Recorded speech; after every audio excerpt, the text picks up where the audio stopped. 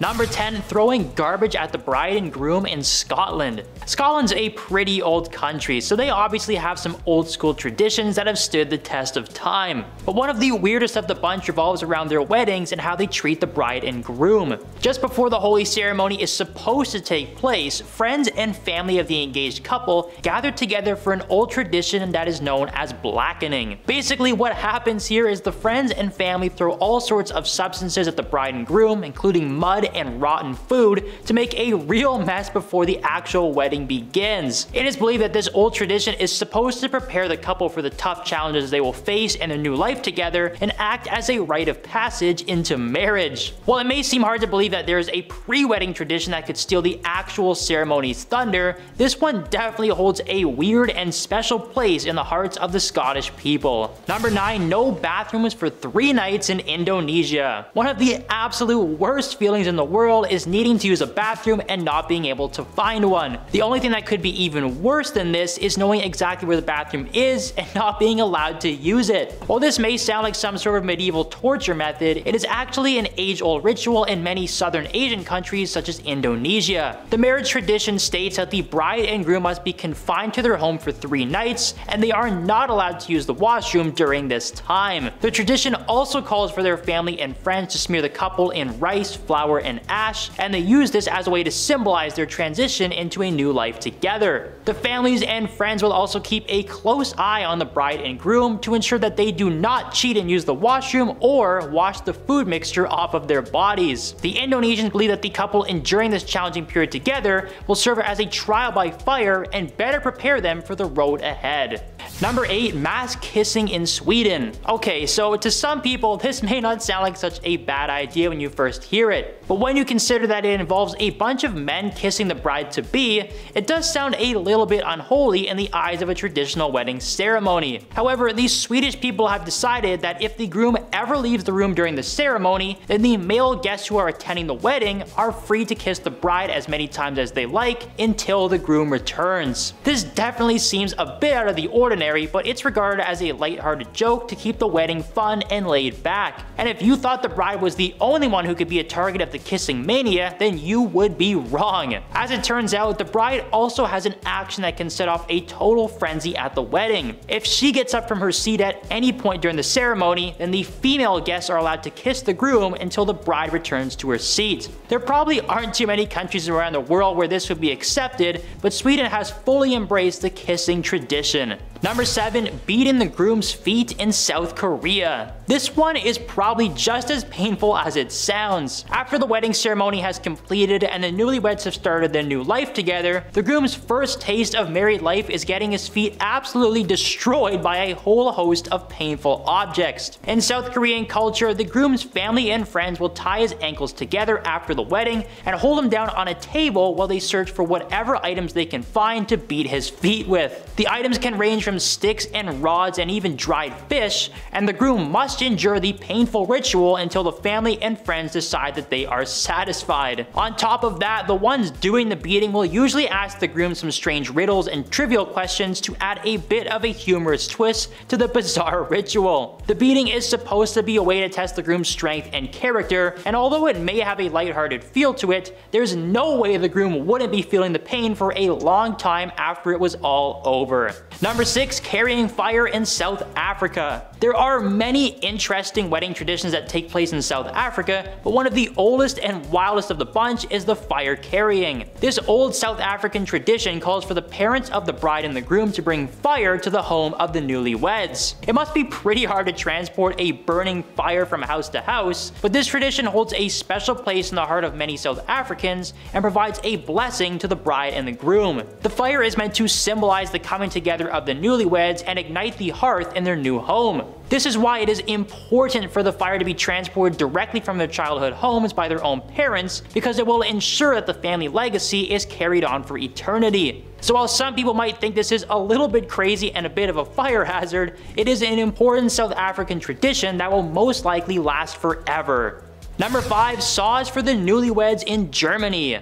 People can receive a ton of weird wedding gifts, but in Germany, it is a guarantee that the bride and the groom will receive a beautiful new saw. Yeah, a power tool might not seem like the most beautiful thing to receive on your wedding day, but this tool actually has a very important meaning when it comes to German weddings. It is actually tradition for the bride and groom to saw a massive log together following their wedding ceremony. And since it is a two-person saw and the couple needs to act together to cut the log in half, the challenge is meant to symbolize the strength of the new couple working together and prepare them for the challenges they will face in life. It's also key that the couple is still wearing their wedding attire during the log cutting, which means that those fancy tuxedos and dresses will be covered in wood chips after the ceremony is complete. Now thankfully the log cutting is pretty popular in Germany, so you shouldn't have any problems explaining the wood chips once it's time to return the rental attire. Number 4. Stealing the groom's shoes in India. So in Korea, the groom has his shoes removed for a ceremonial foot beating, but in India, the groom's shoes are likely to be stolen altogether. While some people might think a burglar had broken into the wedding with a desire to steal the shoes,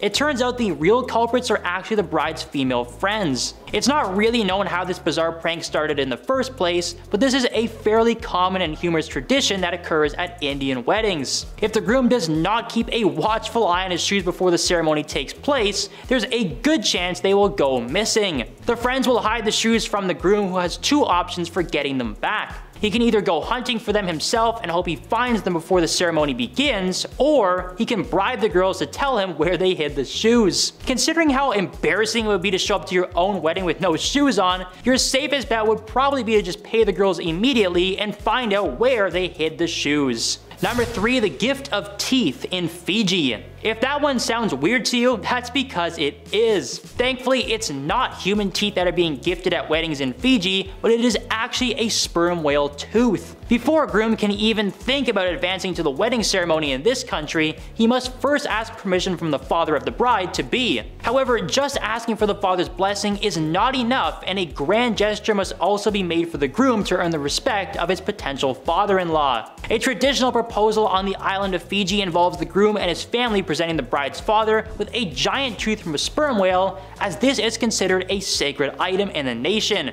While this tradition is generally more popular in rural areas, it is still very prevalent all over the country. However, obtaining a sperm whale tooth does not sound like such an easy task. The groom will more than likely have to find someone who is selling a tooth, and they can sometimes cost hundreds of dollars. Add that onto the already expensive wedding ring, and proposals on the island nation really start to add up. Number 2. Brides dancing for money in Cuba. The title of this one definitely sounds a little unholy and probably wouldn't be very well received in many countries around the world, but this is an old tradition at Cuban weddings. It is actually common for other men to dance with the bride at her own wedding in Cuba. However, it's not as simple as just walking up to her and busting a move. In Cuba, any man aside from the groom who wishes to share a dance with the bride will have to come up with some cash if he wants to join in on the fun. The strangest part about this tradition though is that the money is not just handed over in a traditional manner. The men who end up dancing with the bride will actually pin the cash to the bride's dress, and by the end of the dancing festivities, she will be covered in money. While it's pretty obvious to see why this might not look so good in other countries, the cash that the bride earns from the dancing directly supports the newlyweds' honeymoon plans. So it is actually in the best interest of the groom to encourage his friends to dance with his new wife on their special day. And at number 1, spitting on the bride in Kenya. Alright, now the money thing doesn't sound like such a weird idea. This is pretty much exactly what it sounds like, but the meaning behind it is actually very good. And instead of the bride having money pinned to her, Kenyans believe it is a blessing to have the father of the bride spit on her. This is a very old tradition in Kenya that dates all the way back to the early Maasai people, who believed that spitting on someone was a sign of respect. So in this case, the father of the bride spits on his own daughter to show his respect and congratulations for the start of her new married life. It's definitely interesting to see how different acts are treated around the world, because a foreigner who was attending a Kenyan wedding would probably think there was a terrible incident unfolding if they saw someone spit on the bride. There are many other wedding traditions from the Maasai tribe, including the groom trading animals in exchange for the bride, but the spitting seems to be the most popular in modern times. Number 10. Marriage. All good women have lost a marriage into war, famine, disease, and disaster.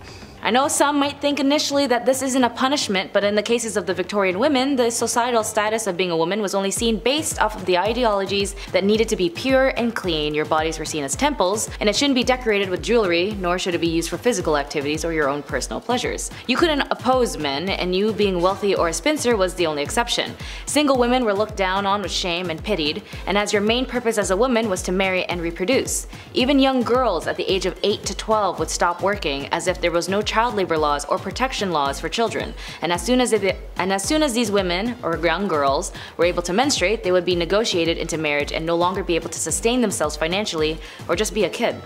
And being a poor married woman wasn't an option, as you had no individual rights under law. Married women were only seen as one with their husband, and the husband would be the manager and entitled to all of your properties, as it was seen more as a business, and you were being micromanaged constantly until death do you part. Number 9. No rights. As I mentioned with marriage, women didn't have any rights, as they were seen primarily as second-class citizens, and if you were a woman of color, my goodness, you were definitely seen less than human. Women who had to be married ended up losing everything they owned, inherited, or earned, and it would belong to their husband. Once a woman married, control of any property she owned as well as any income she received from it passed her husband. Although he could not dispose of it without her consent, her property, her personal property such as money or earnings or investments, and personal belongings such as jewelry passed absolutely into his control. She could not part with them without his consent, and if you were in a loveless marriage or a harmful one, you couldn't divorce your husband. Divorce wasn't even a concept for women to execute without losing their own amenities, even in the court of law until the 1970s, almost 100 years or so later, after the spark of the women's suffrage movement in the mid-late 1800s. So men had the right to divorce his wife under the grounds of adultery, but women had to prove her husband was unfaithful, combined with other allegations including cruelty, bigamy, incest, and so on.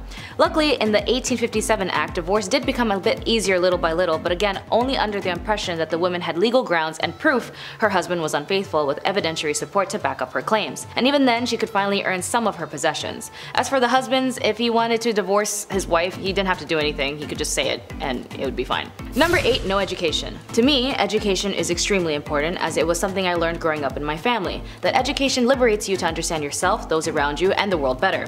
And for women in this era, they were received less education than men. They were banned from universities and could only obtain low-income paying jobs, as she was not allowed to follow a profession, as they were all closed to women. And the irony of them having Queen Victoria as the reigning accolade of this era, a woman and women of these times couldn't get an education to liberate herself or her children from defamation if the husband no longer sees her as a useful asset. So for women, especially those who could afford it, was raised in a privileged household with financial backings and exceptional family background, her education was only seen as accomplishments. Like, oh darling, she's a very accomplished woman, is something you might hear in these type of movies that depict the era, which only indicates that she had artistic talents like singing, dancing, and knowing foreign languages, and anything to help earn them a husband and be a benefit in the house. Even doctors at this time believed that if a woman studied too much education, she would stunt her ability to reproduce. Wild as hell. And when university allowed women to attend their lecture halls, their families would actually forbid them from going, worried that it would prevent them from finding a husband. Number 7. The right to work. Work was only available to those who had no choice, as their societal status prevented them from leveling up to the ladder to have a better life independently. Even more so, women who were labeled as part of the working class, these women fueled the industrial revolutions, making up to 60 to 80% of the working force in light industries such as cotton manufacturing. Even more so, those who were labeled as part of the working class, women of this era fueled the industrial revolutions, making up to 60 to 80% of the workforce in light industries such as cotton manufacturing. Women that had jobs outside of the home made them less likely to marry, leaving them with no choice but to stay in undesirable situations that made them undesirable themselves. In one study by the Buffalo State had noticed classing women and children together as helpless creatures needing the protection of strong men. They were indignant at the knowledge that women had to support themselves, that they had suffered degrading wrongs as working women. So for some, they'd have to result themselves into committing adult work, or even for some unfortunate circumstances, be sold into adult work, as they had often had heavy debts from predecessors or even used as bargaining chips for their partners. Poor women were not regarded as the Victorian society, as they could not fight back, as men had captured these women, straight up kidnapping them, and kept them at their house. Differences in societal classes led to some women being ignored and unacknowledged in society for economic reasons and for the pleasures of some men. Women of the night had no exits of this profession and were stuck in this life, and they would be beaten, tormented, as this was obviously shamed on, as well as being arrested, which would lead us to number 6. Number 6. Women who were in prison. In some revolutionary standpoints, being in prison might make you look like a hero or a villain, as it depends of what you were doing or what you stood for. For the Victorian era, women who had been the most vocal at this time for a multitude of things like women's rights, the women who were caught in the act of selling their bodies in order to obtain financial means would be arrested and sent to prison. But even women who were not adult workers would be arrested. Women who had premarital pregnancies, truancies, or adultery, or kept bad company would also be arrested. They would be sent to prisons or reformities. As for women of these times, a small step off of the Victorian pedestal made for a long fall. Women sent to prison in the Victorian England were subjected to regimes whose project was to enforce idealized femininity. This individualized treatment aimed at more regeneration than discipline and was administered by an entirely female staff aided by middle-class philanthropic lady visitors. Considering women were placed only into two categories, being a wife and a mother, the reality is that they lived in a world that discriminated heavily against them. Due to their superior physical strength, men considered themselves the dominant sex and sought to keep women subdued for as long as they could. Number 5. Prison life. Being accused of being an idle and disorderly woman seems like a very vague and inconvenient statement today, as it holds no worthy of prosecution, but for these women of these times, you would definitely go to jail for that.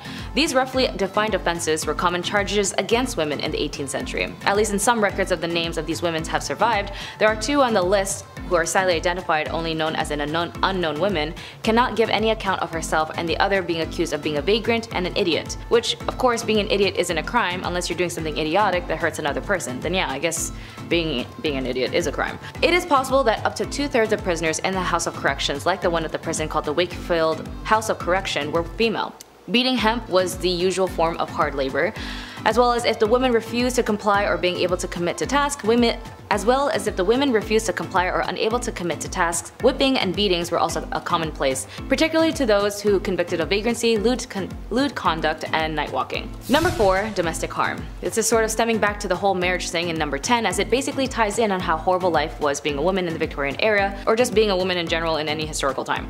With these sacrifices and determinations of these women, as they ensured the women like me were able to gain access slowly but surely to equal rights, but sadly when it comes to marriage for some of these women, they're also at risk of being in harmful relationships that were extremely normalized at the time. Violence against women and the lack of protection was common, as there were no laws for the physical violations they had to endure. After all, when you got married, everything you owned belonged to your husband, and so did your body, with or without consent. Domestic violence was an issue that captivated the Victorian imagination due to the unprecedented visibility that domestic harm began to receive in the press and the emergence of an ongoing debate during the 1840s and the 1850s. Domestic violence was an issue that captivated the Victorian imagination due to the unprecedented visibility that domestic harm began to receive in the press and the emergence of an ongoing debate during the 1840s and 1850s about the domestic harm and other marriage issues that affected women. Like all laws that slowly opened gateways to other clauses, the 1828 Offences Act that targets working class violence helped a cultural shift on the subject, and domestic violence became a topic to the public. Number 3. The angel of the house. Or the angel in the house. When it came to the liberation, it all stemmed with the women's rights groups fought for equality and over time made strides in attaining rights and privileges. However, many Victorian women endured their husbands' control and even cruelty, including sensual violence, verbal abuse, and economic deprivation. And there's no way out of it, as it got worse, as a man named Coventry Patmore published a book called Angel in the House. It consisted of poems and the ideal Victorian marriage, and although it came from a place of grief at the loss of his first wife, the book had suddenly become a staple in women's behaviors in marriages, and then became a standard of their status. A woman's proper role was to love, honor, and obey her husband, as her marriage vows stated. A wife's place in the family hierarchy was secondary to her husband, but far from being considered unimportant. A wife's duty to tend to her husband and properly raise her children were considered crucial cornerstones of social stability by the Victorians. Representations of ideal wives were abundant in Victorian culture, providing women of their role models, and the Victorian ideal of the tirelessly patient, sacrificing wife is what depicted the angel in the house. And for these middle-class women, mimicking the angel in the house gave them more opportunities to find a successful match in marriage. Number 2. The House General. The House General, and a term coined in 1861 by Isabella Beeton in her influential manual, Mrs. Beeton's Book of Household Management. Because for women they needed a manual on how to be a good wife, a good woman, and a good so on and so forth, here she explained that the mistress of the house is comparable to the commander of an army or the leader of an enterprise. To run a respectful household and secure the happiness and comfort and well-being of her family, she must perform her duties intellectually and thoroughly. For example, she had to organize, delegate and instruct her servants, which was not an easy task as many of them were not reliable. Isabella Beeton's upper-class readers may also have a large complement of domestics, a staff requiring supervisions by mistress of the house. Beeton's advised her readers to maintain a housekeeping account book to track spending. She recommends entries and checking the balance monthly, but also keep in mind this is the same lady who told people to put borax in bread to save money. This may not seem like a big punishment for some viewers, but if you were told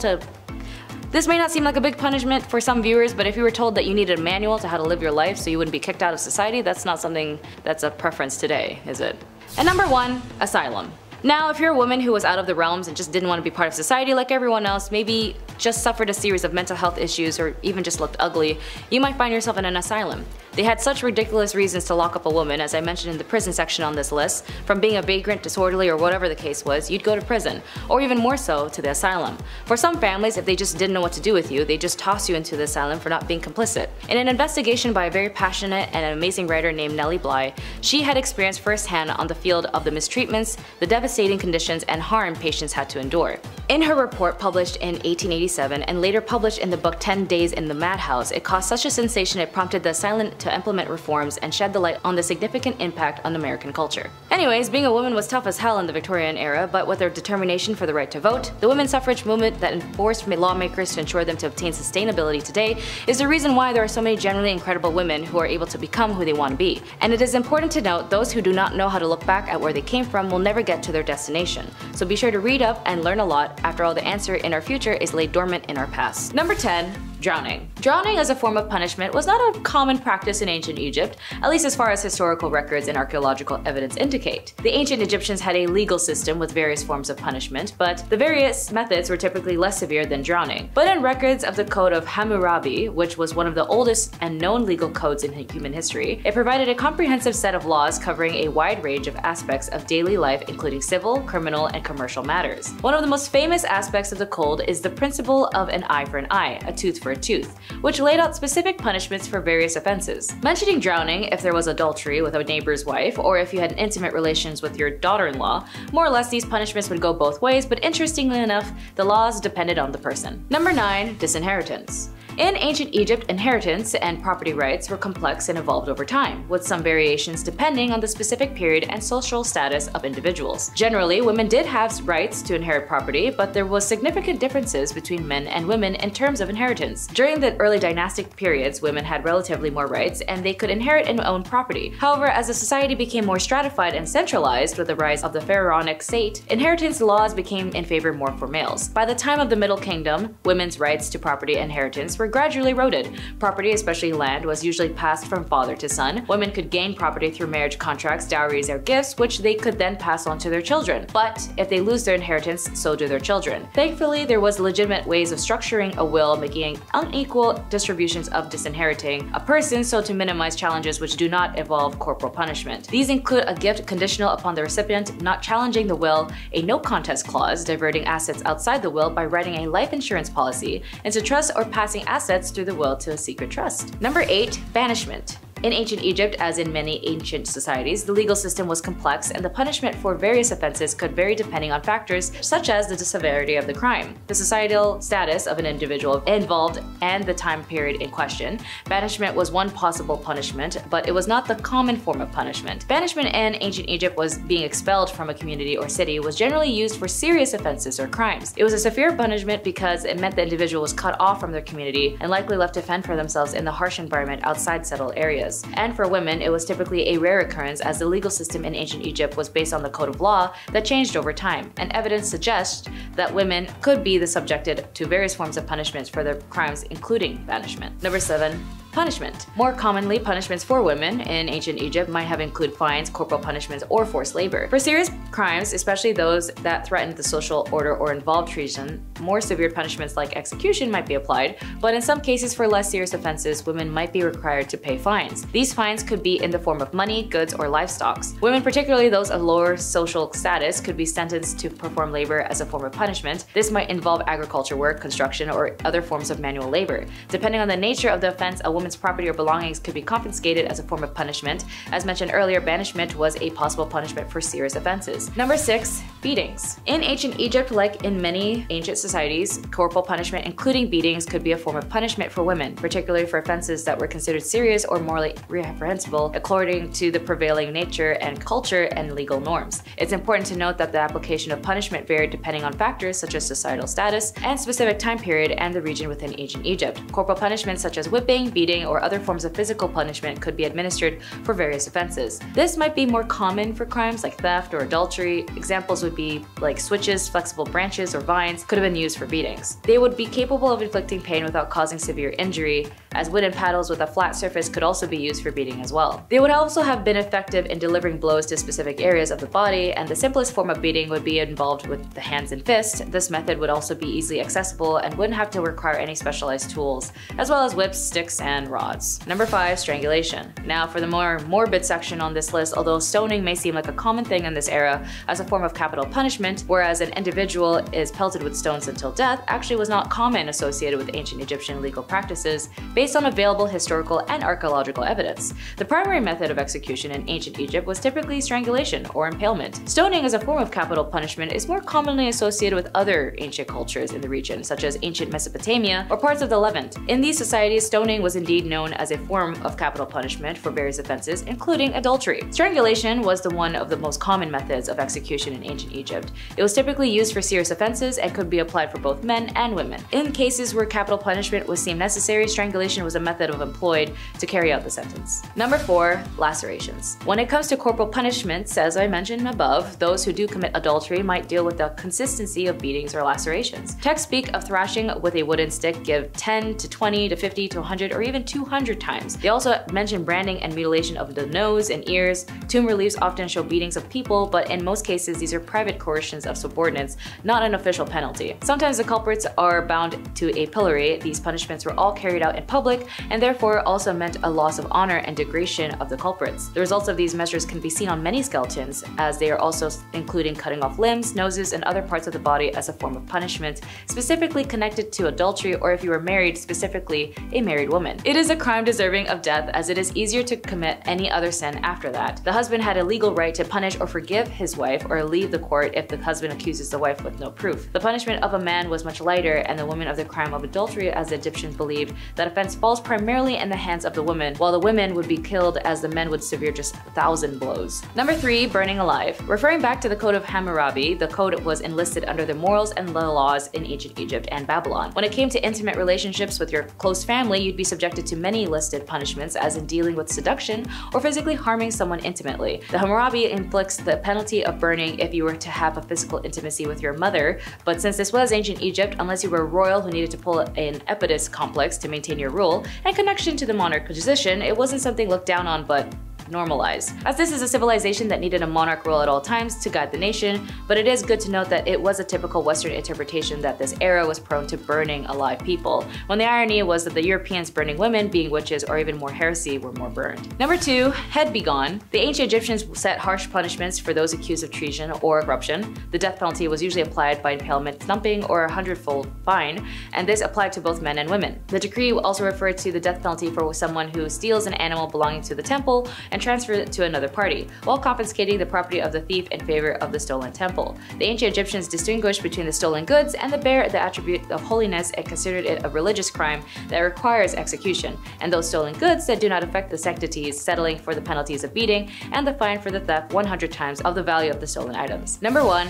Buried alive. Of course, all of these leads to death eventually, as the punishments were drastic, dangerous, violent, and vile. I mean, if you somehow survived the beheading, then what a miracle that would be. But death was only reserved for the extreme measures of punishment for women of these times. As I mentioned, there was very minimal, if not just the common punishment of corporal punishment. The scariest, in my opinion, would be buried alive. In some cases, individuals might be sentenced to be buried alive, although this was likely a very rare extreme form of punishment, most likely only reserved for the ones with extreme cases of crime. It's important to keep in mind that our knowledge of specific cases and punishment in ancient Egypt is limited, as much of what we know is derived from inscriptions, legal texts, and other historical records. Additionally, practices may have varied over time and in different different regions of ancient Egypt. The legal systems and punishments evolved over the millennia, so there could be variations in practices depending on the specific period within ancient Egypt history. Violence against women is a human rights violation, potentially touching on the rights to life, to equality, to liberty, and security of persons, to equal protection under the law, to be free from all forms of discrimination and violence, to the highest standard attainable of physical and mental health, to just the favorable conditions to work, as well as the rights to not subjected to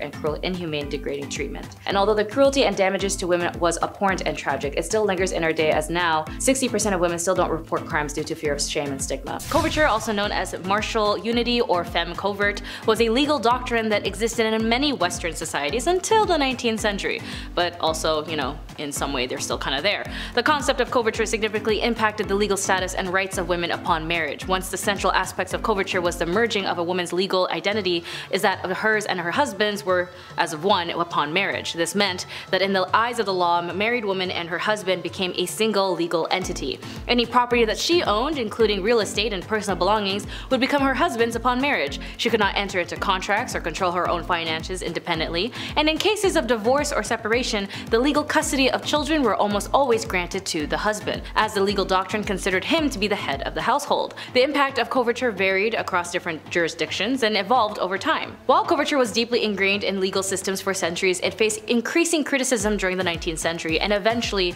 underwent reforms. The movement of women's rights, including the first wave of feminism, played a significant role in challenging and dismantling coverture laws. Number 9. Corset regulations. During the late 19th and early 20th century, there were instances of corset regulations in some regions. Particularly in the United States, these regulations were attempts to address concerns about women's health and their public morality and the potential impact of corsets on the female body.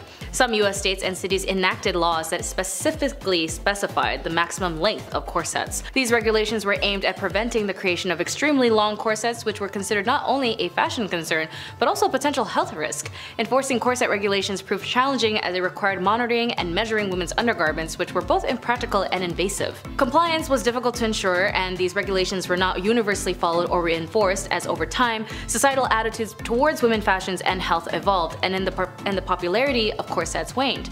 Ultimately, the decline of corsets in women's fashions was driven by challenging aesthetics, fashion preferences, and evolving views on women's health. Number 8. Anti-flirtation laws. Anti-flirtation laws were laws or ordinances that at various points in history sought to regulate or prohibit what was considered inappropriate or aggressive flirting behavior in public spaces. These laws were often subjective and reflecting societal norms and values about modesty, decency, and public conduct. The term anti-flirtation laws is commonly associated with the early 20th century in the United States. During this period, some cities enacted laws or regulations aimed at curbing what authorities deemed as inappropriate or unwanted flirtatious behavior. In some cases, though, anti-flirtation laws were actually presented as a measure to protect women from unwelcome advances or harassment. The laws were framed as a way to ensure that a woman could move through public spaces without facing unwanted attention. Enforcing anti-flirtation laws posed challenges, as the laws were vague and determining what constituted inappropriate flirting was inherently subjective. The laws were sometimes criticized for being overly intrusive and arbitrary.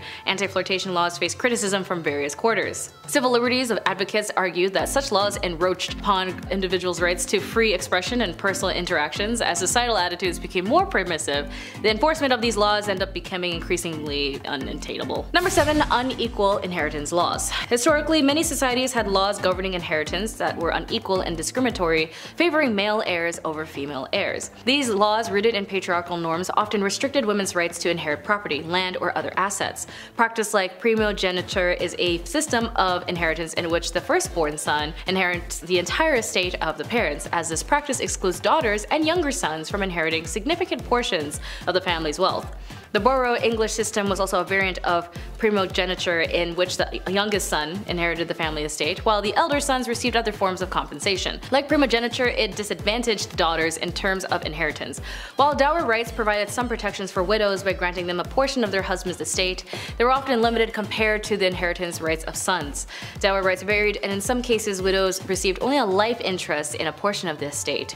Over time, reform movements and challenges and changes in societal attitudes led to legal reforms aimed at addressing gender-based inequalities in inheritance. These reforms sought to ensure the daughters had equal rights to inherit all the family property, or whatever is in the will. Number 6. Restrictions on working hours. Restriction on hours for women were common in various parts of the world, often based in societal norms, gender roles, and concerns about women's well-being. These restrictions were part of the labor laws or social norms that limited the hours when women could work, the type of jobs that they could engage in, and in some cases the conditions under which they could work. Laws and regulations in many places historically imposed restrictions on the number of hours women could work in a day or a week. These restrictions were often based on the assumption that women needed protection and rest during their roles as caregivers in the family.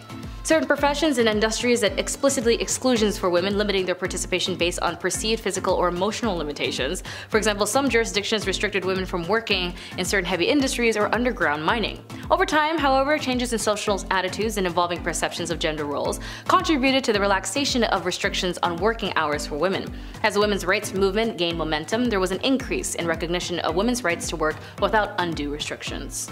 Number 5. Foot binding in China. Foot binding was a traditional practice in China that involved tightly binding the feet of young girls to prevent normal growth and create small, delicate feet. This practice, which lasted for centuries, had profound cultural, social, and physical implications. The origins of foot binding are not entirely clear, but it is believed to have emerged during the Song dynasty and became widespread during the Ming and Qing dynasty. Foot binding was considered a symbol of beauty and social status. Small bound feet were associated with its feminine grace and delicacy, as it was seen as a mark of a woman's commitment to cultural norms and societal expectations. The bound foot had erotic connotations in Chinese culture, and the practice was linked to a concept of lotus feet. The process of foot binding was often fetishized, and the sight of a woman unbinding her feet was considered intimate. Ew. Social reformers, missionaries, and women's rights activists played a key role in campaigning against foot binding. The practice was finally officially banned in 1912 after the fall of the Qing dynasty, although it does still continue in some areas for a period. Number 4. Banning women on voting. Bans on women voting, also known as the women's suffrage restrictions, were historical practices that denied women the right to participate in political elections and vote. Such restrictions were widespread and persisted in various countries, such as much of history in the 19th and early 20th century saw the emergence of women's suffrage movements advocating for equal voting rights. Activists argue that women, like men, should have the right to participate in democratic processes. The Seneca Falls Convention in the United States in 1848 is often considered the starting point of the women's suffrage movement. At the convention, attendees, including prominent figures like Elizabeth Cady Stanton and Lucretia Mott, discussed the need for women's rights, including the right to vote. The aftermath of World War I saw changes in the suffrage laws in various countries. In 1918, the United Kingdom passed the Representations of People's Act granting voting rights to certain women, and the US ratification of the 19th Amendment in 1920, enfranchising American women. Over time, women's suffrage became a global movement, and many countries progressively extended voting rights to women. The mid-20th century saw a shift towards universal suffrage, where voting rights were not restricted based on gender.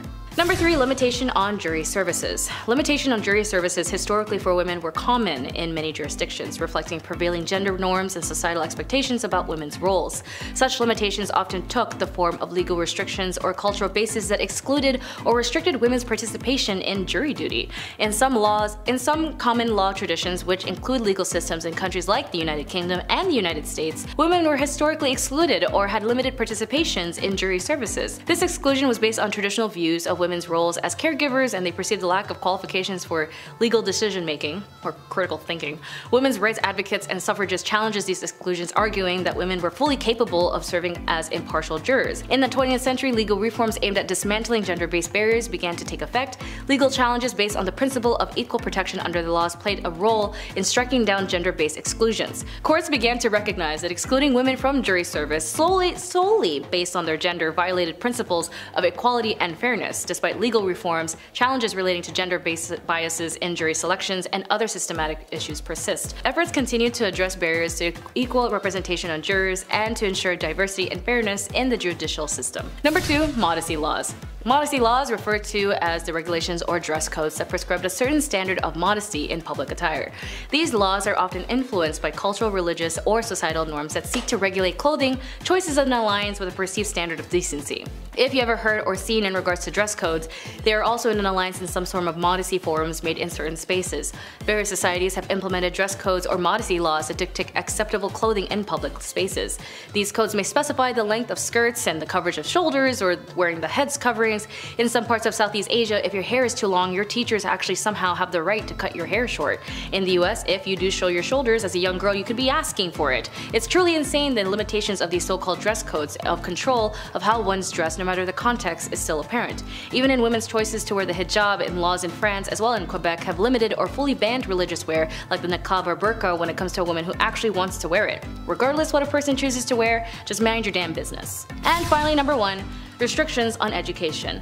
Throughout history, women have faced various restrictions on education with limited access to formal learning opportunities. These restrictions were often rooted in societal norms, traditional gender roles, and discriminatory beliefs about women's intellectual capabilities. These restrictions were often rooted in societal norms, traditional gender roles, and discriminatory beliefs about women's intellectual capabilities. Women were frequently excluded from institutions of higher learning. Universities and colleges were historically male-dominated, and women faced significant barriers to enrollment. When they were admitted, their choices of study were often limited to certain suitable fields. For example, Ruth Bader Ginsburg had mentioned during her studies at Harvard it was a very rare few amount of women were allowed into these highly academic spaces, only to be challenged why were they there when a man should have been there instead. Restrictions on women's educations were not limited to any specific region or culture. Different societies impose on varying degrees of restrictions, and progress towards gender-inclusive education has occurred at different rates around the world. While progress has been made, challenges to women's education persist in some regions. Factors such as poverty, cultural norms, and gender-based violence can be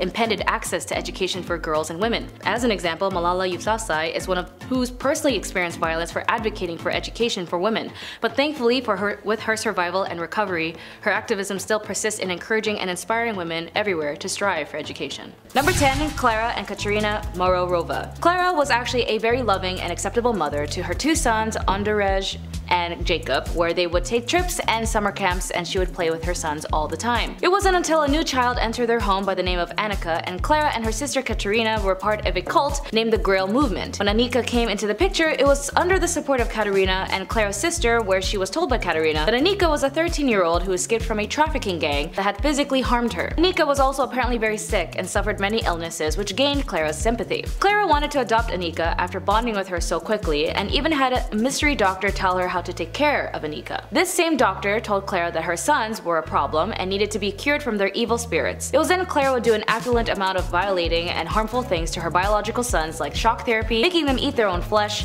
dunk their heads in water, as well as invite others to her cult to do the same. Annika would also lie to make the aggression towards the boys even worse. It was until a man named Edward had a CCTV camera for his newborn baby when Clara was caught in the act. Clara and her sisters were caught, and it turns out Annika was actually a 33-year-old woman posing as a 13-year-old named Barbara, who had a disease that made her look younger than she actually was. She was eventually arrested as well, which if you've seen the movie Orphan, it's actually based where this was from. Clara got 9 years in prison, and her sister got 10 years since her sister Katerina actually knew who Barbara was the whole time. Number 9. Cordelia Botkins. However you were in your relationships or affairs, be aware of ex-lovers who might never want to let you go. Cordelia met her lover, a highly regarded reporter, John Preston Dunning, when he was bicycling in San Francisco. At that point, she was 41 years old, 9 years his senior, and although they were already married to their own partners, John was very smitten by Cordelia. John eventually was left by his wife, who discovered the infidelity, but for Cordelia, her husband was pretty cool with it. John also had issues with gambling debts, and he was let go from his job because he was a heavy drinker, so he had to move in with Botkins Hotel. Their affair lasted for about 3 years, but ended when John was rehired to cover the Spanish-American War. When he left San Fran, he told Cordelia, "Baby girl, I am not coming back," and he even reconciled with his wife because he was leaving for Cuba, where he helped survivors of the Spanish battleships during the Battle of Santiago de Cuba. Cordelia, however, didn't care for this and wanted him back, so she sent anonymous letters to his wife Elizabeth detailing her husband's affairs. Unfortunately, it got worse when Elizabeth opened a box of candies addressed to her and her sister with the words, "With love to yourself and baby,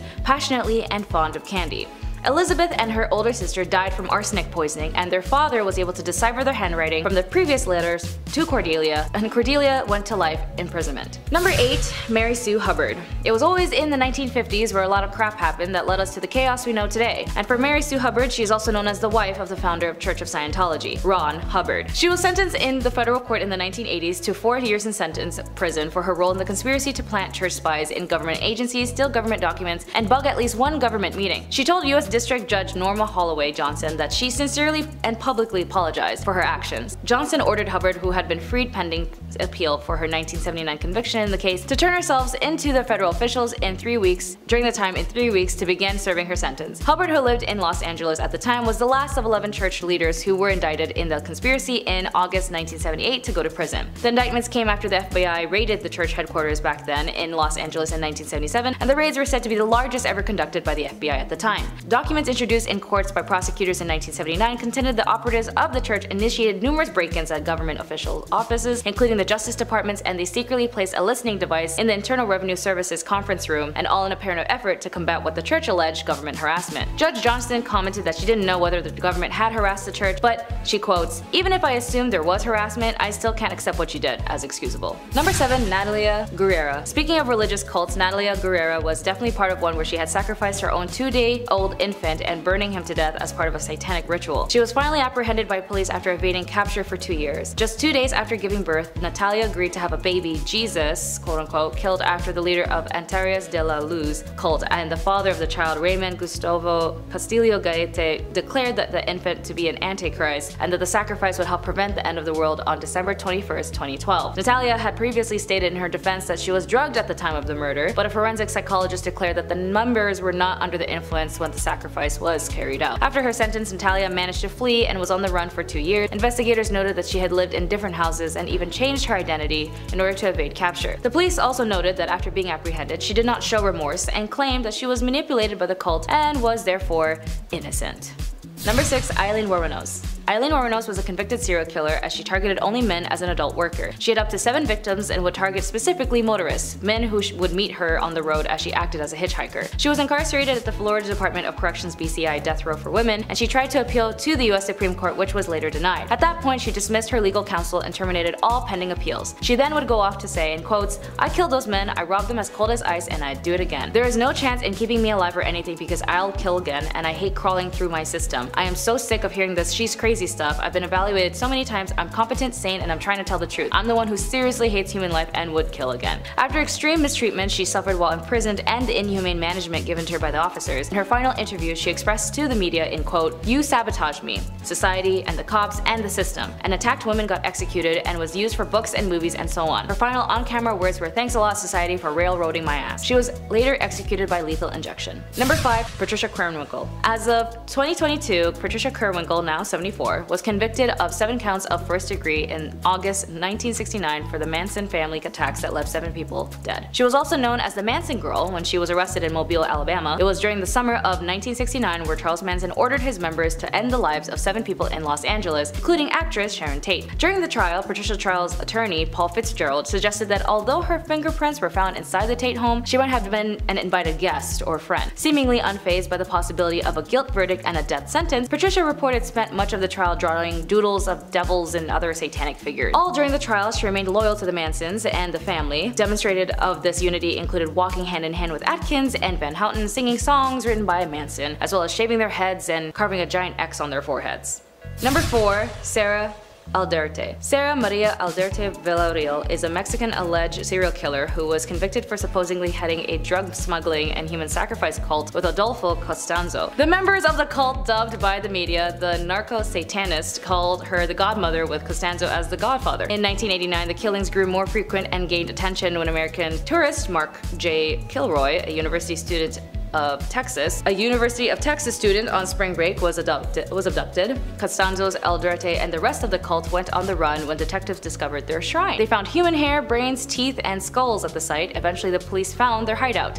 Aldrete was convicted of criminal association in 1990 and jailed for 6 years. In the second trial, she was convicted of several of the killings of the cult's headquarters and sentenced to 30 years and in prison. If Aldrete is ever released from prison, American authorities plan to prosecute her for the murder of Mark. If Aldrete is ever released from prison, American authorities plan to prosecute her for the death of Mark. Number 3. Leonarda Cianciulli. Known as the soap maker of Correggio, Leonarda Cianciulli was a serial killer from Italy. Cianciulli was devastated after learning that her son was going off to prepare for the war in World War II. To keep him safe, Cianciulli offered human sacrifices. She killed 3 of her neighbors with an axe and made tea cakes out of their remains. Not only would Cianciulli eat these cakes, but she would also serve them to guests, and Cianciulli's third victim, Virginia, who was made into both teas and cakes and bars of soap. Once again, this soap was gifted to friends and neighbors, and Chanchuli was eventually sentenced to 30 years in prison. Sorta sounds like the femme version of Sweeney Todd, but a Bath and Body Works edition. Number 2. Enrica Marta. Often referred to as a vampire owing to the nature of her crime, it is generally believed that Marta kidnapped kids off the streets of Barcelona and put them in her work brothel. It's also believed that Marta killed minors and used their blood and remains in various elixirs. She then sold these elixirs to the rich, claiming that they treated dangerous ailments like tuberculosis. 12 victims have been linked to her, although it's suspected that she killed many more. Although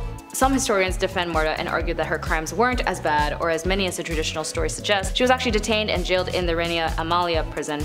Further investigation revealed more housing in Sant Feliu de Llobregat, property of Marta's family. Here they found remains of children in vases and jars, as well as books of remedies, including a list of rich clients who the police apparently tried to hide from being leaked, including rich politicians, doctors and businessmen, and bankers. Kinda similar to a case we had in our modern times with a guy whose name rhymes with Lefri Nipson. Although she was arrested, she was never tried since she died in the hands of her prison mates, and companions ended up lynching her. Apparently, some say her wealthy clients hired the prisoners to shut her up. It's very interesting how history repeats itself sometimes, as this was in 1913. Proving to be one of Victorian era's most infamous criminals, Amelia Dare could be one of the most prolific serial killers in human history. Back in Victorian England, she was paid for adopting babies in a practice known as baby farming. Amelia Dare turned this into her profession and adopted numerous children. She began by keeping them for a time until they passed of a natural cause, but ultimately turned into disposing them shortly after adopting them, thereby keeping the money without having to raise them. One of Dare's victims was actually found floating in the river Thames on March 30th, 1896, leading to her arrest and eventual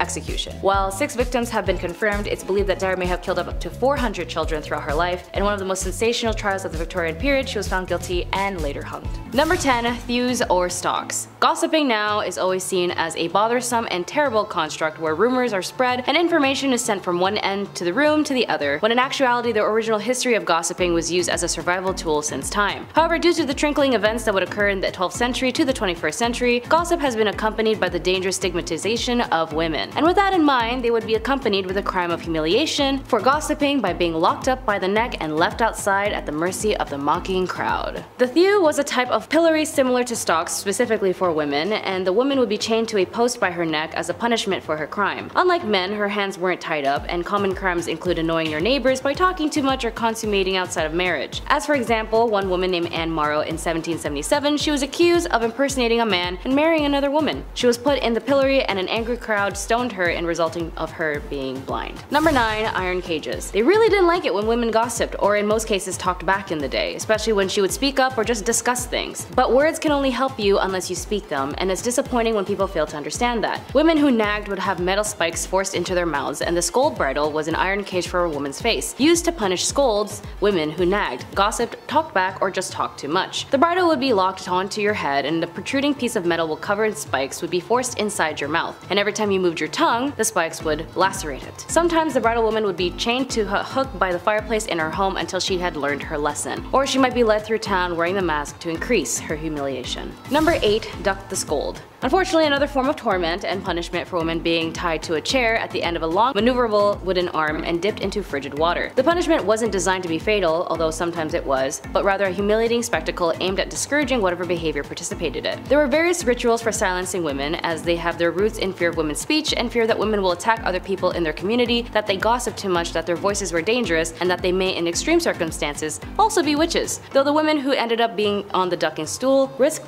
being accused of witchcraft, and the punishment, contrary to popular misconception, wasn't used to determine whether someone was a witch. A separate test, primarily known as the swimming witch, involved throwing a bound victim into a body of water to see if they'd float, a sure sign of guilt in the modern imagination. Subjects who sank were deemed innocent but could still wind up dead if they weren't rescued from the water in time. Few records about the women who were ducked survived. Much more information is available about the ducking stools themselves, their upkeep, about how they were kept into their construction. Number 7. Marking and tattooing. Although in some cultures tattooing isn't seen as a bad thing, but part of their heritage and even a source of pride. But in some cases they would use it as a means of marking an individual for their shame. Nathaniel Hawthorne, The Scarlet Letter, famously marks its protagonist, Hester Prynne, with a red letter A for adultery for accusations about her behavior circulated. Hawthorne's book is more than fiction, as adulterers were really forced to mark their clothing to identify their crimes. Like Hester Prynne, A or the letters AD as outlined by a Plymouth colony law from 1658, adulterers seen publicly without their letters were subject to public whipping and even further humiliation and social alienation. humiliation. But keep in mind, Hawthorne was the descendant of the judge Hathorne, who persecuted the lives of women who were accused of being witches, and he had such a disdain for his relative that he had changed his last name to distance himself from the relation of Hathorne from Hawthorne with a W. Number 6. Walk of Shame.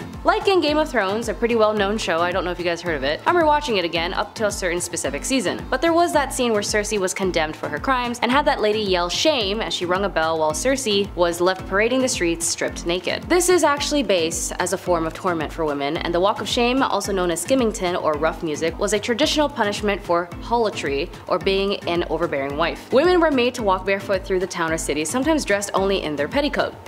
The street was filthy and sharp with rough stones, jeering crowds lined up to stare, and minstrels banging basins and pans would accompany the procession, adding to the woman's humiliation. Sometimes the skimmingtons were delivered by the townsfolk rather than the courts, and the accused might be dragged from their bed at night and paraded through the town with the crowd shouting obscene words at her. Unless she was quiet, subdued woman who followed every little thing she was supposed to do, she would be looked down on. Number 5. Status degradation. Status degradation still persists today, and it's been used as a formal punishment throughout history. Under the Roman Emperor Augustus, who reigned from 27 BCE to 14 CE, a woman guilty of adultery could lose several rights as a citizen and suffer a financial burden. Noble women in the Kingdom of Korea during the Chosun dynasty faced a similar degradation of their social status if they were found guilty of adultery or if they just remarried. Adulteresses were stripped of many of their rights and privileges once they were demoted to low-born statuses, and the descendants of widows who remarried were barred from holding office. As serious as these punishments may seem, some high-status women who committed adultery in the Chosun dynasty faced even graver punishment, which is death. Number 4. Pricking and scratching. Another form of torment women had to endure as a type of punishment relates back towards one of the biggest torments women had to face during the witch trials. Witch hunting books and instruction pamphlets, yes, they had an IKEA manual on how to prick a witch. It noted that marks were insensitive to pain and they couldn't bleed. So they would make these specifically designed needles to repeatedly stab and prick at the accused flesh until they discovered a spot that produced their desired results. So basically they would just keep poking you with needles until there was an area on you that just didn't bleed. They even had a job position for this called professional prickers, which many of them would be con men using dulled needles points to identify fake witch marks. Alongside the pricking was the scratching, where they would scratch the supposed victim. So if a victim scratches the accused witch with their fingernails and drew blood and their symptoms of being possessed stopped, then somehow that person that they scratched was a witch. Number 3. Tar and feathering. When I first heard about tar and feathering, it was in a cartoon where the characters would use tar and then feather the characters they wanted to make a fool out of. Tar and feathering originated as a punishment that dates back to Richard I of England. The practice of tarring and feathering was exported to the Americas, gaining popularity in the mid-18th century. Throughout the 1760s, it saw increased usages as a means of protesting the Townshend Revenue Act and those who sought to enforce it. For women, they'd also tar and feather as a form of embarrassment. In a news article in 1906, consisting of 4 young married women from the East Sandy, Pennsylvania, corrected the alleged evil conduct of their neighbor, Mrs. Hattie Lowry. 2 women held Mrs. Lowry to the floor while the others 2 smeared her face with stove polish until it was completely covered, and then poured thick molasses on her head and emptied the contents of a feather pillow over molasses. The women then marched the victim to a railroad camp tied by the wrist, where 200 workmen stopped to watch the spectacle. After parading Mrs. Lowry through the camp, the women tied her to a large box where she remained until a man released her. They did this because they wanted to be part of a vigilant committee which exercises the right to take up the law in their own hands. Reason why they did that to her, though, is still unknown. Justice for Mrs. Lowry. Number 2. Amputation. Although it may not seem to be as creative as the other instruments of torture on this list, amputation packed a painful and permanent punch. The body of an ancient Chinese woman from about 3,000 years ago have been found with an amputated feet but in otherwise good health, and all signs point to an ancient Chinese punishment called yue, which was used for over 500 different offenses, including cheating and stealing. In ancient Egypt and the Byzantine Empire, a different type of amputation was common: nose amputation, called rhinotomy, which was a punishment for adulterous women, though it was also used as a punishment for various crimes in medieval and ancient times elsewhere. However, the adulterous man might escape with a less severe punishment like a fine or a beating. Number 1. Burnt to death. Although it is noted that the most famous form of torment and method of getting rid of a witch was to burn her or burn them by the stake, but this was more common in Europe during the very early 1300s to the end of the 17th century. In England and most of their colonies, the witch trials would go on like every other crime, and when someone was convicted of witchcraft, typically they would be hanged. But with the burning alive, that was more specifically used in Europe, especially in Scotland. Women accused of witchcraft and communing with the devil would be burnt, but it was also a common punishment for treason or heresy. A woman might have her limbs covered in tar, as well as being made to wear a tar-soaked dress and bonnet, and she would then be tied up by the neck on a barrel and the fire would be lit. She would be simultaneously burned and hung in a blazing inferno, or they wouldn't bother to hang her, instead placing a bundle of twigs around her feet so she would be consumed in a sheet of fire and burnt alive. Notably, another famous person who was also in this unfortunate spectacle was Joan of Arc. Satan's ladies. Back in the Dark Ages, women were very much oppressed and incredibly misunderstood. Honestly, if one is to look at the percentage of women who were and weren't accused of witchcraft, and just how easy it was to, quote unquote, prove a woman was a witch, the data is very much skewed. Granted, I'm not about to jump into generalized witch hunt torment right this moment, so bear with me. So back in the Dark Ages, some folks thought that women were Satan's incarnate, and ergo were predisposed to sin, and therefore, by that logic, they had to be witches. Trust me, I know the common sense was missing from that statement. There were 4 reasons why women were considered to be part of the devil's posse, if you will. For starters, it was believed that women were foolish and gullible, which is why they turned to magic. Yeah, that hurt my brain to say. Number 2, because women are insatiable when it comes to carnal pleasures, they seek out help from the devil to satiate their needs. I can think of better ways, but alright. Number 3, women talk a lot and allegedly speak lies because we talk too much. Great, I'm already classifying myself as a witch. Finally, women are weak, and the only way we can seek revenge is by using magic powers and spells.